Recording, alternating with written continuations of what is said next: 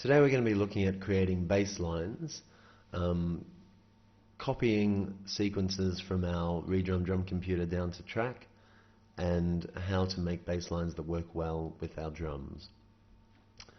So what we've got here is a pattern that's running in ReDrum.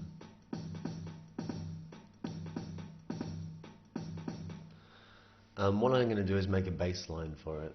Now I've chosen a bass patch from my Thor polyphonic synthesizer.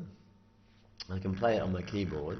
I'm not going to do that today. I'm going to use the mouse to take parts of our drums out and give them to the bass.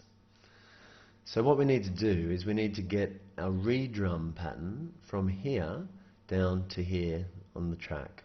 And to do that, all we need to do is select the track where we want this information to be pasted, and then select ReDrum so it knows which information it's pasting, and then either in the edit menu we go down here to copy pattern to track, or you can right click the module where there's nothing to touch and the same thing, copy this pattern to track.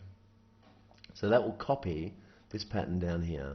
Now we don't need this running anymore, so we need to disable that by clicking this little button on the top left hand corner of the sequencer engine. So if we push run, nothing happens. All of our information is down here, so that's what we're going to be using. You can double click into it to see what's going on inside the part. Now a key to creating good bass lines is making them work well with what's happening with the drums. Now we're going to cheat a bit, and we're just going to copy our drum part down to our bass instrument, our Thor. So we can copy this anywhere, this information. All it is MIDI data. So we're going to take it, we're going to hold down Control, and we're going to copy and paste it down to this track here. It's not going to sound very good initially, because what we've got is our bass playing drums. Now the bass is a low sounding instrument, and so generally the rule is if something's very low, it's played less. So what we're going to do is we can see our hi-hats here. This is our snare drum, and these are our bass drums here. So I'm just going to use the bass drums as an example of what we can do. So I'm going to select everything else inside my ReDrum pattern that's now on my Thor. I'm going to get rid of the hi-hats and the snares. You need to select this box again. And then I'm left with just the bass, playing the bass drum.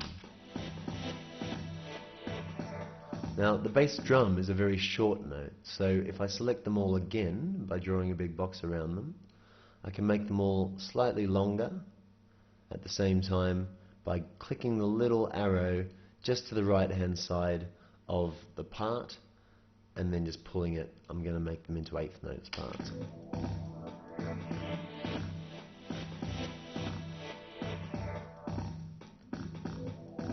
Right, it's quite low there. If I wanted to change it, I could always change it to a higher note.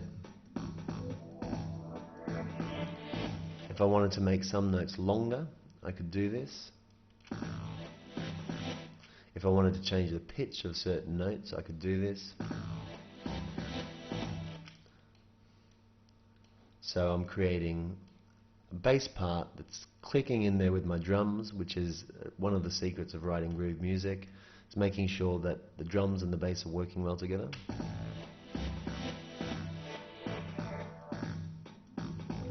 Obviously I have to work on it a little bit longer for it to sound the way I wanted it to. Okay, so now that I've done that, I'm actually going to use the drums again to create another rhythm. Because the drummer is laying down all of the rhythms, we can look at what he's doing and take those parts and give them to other instruments. So I'm going to create another instrument. This time I'll create a maelstrom.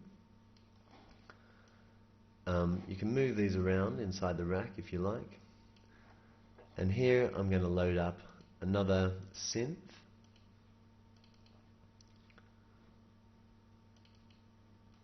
And I'm going to do exactly the same as I did the first time by copying my ReDrum pattern down here to my maelstrom. Now I've got the bass drum playing already, so I'm going to use a different rhythm. This time I'm going to use the hi-hats. I'm going to take away the bass and the drums. Don't like this lead sound, I'm going to change that.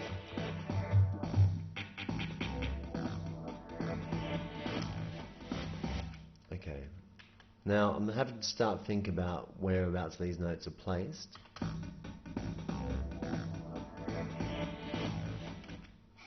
Still don't like that sound, so I'm going to look around and try and find something that's working. Keep things playing when you're doing this.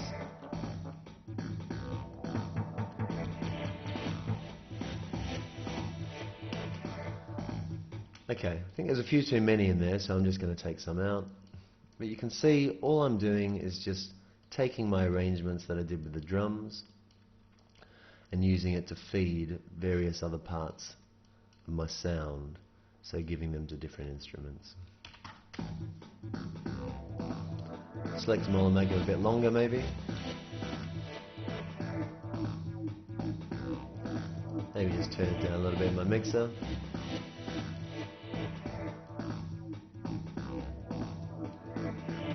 So it's a simple way of arranging something specifically from a drum beat that you've already got.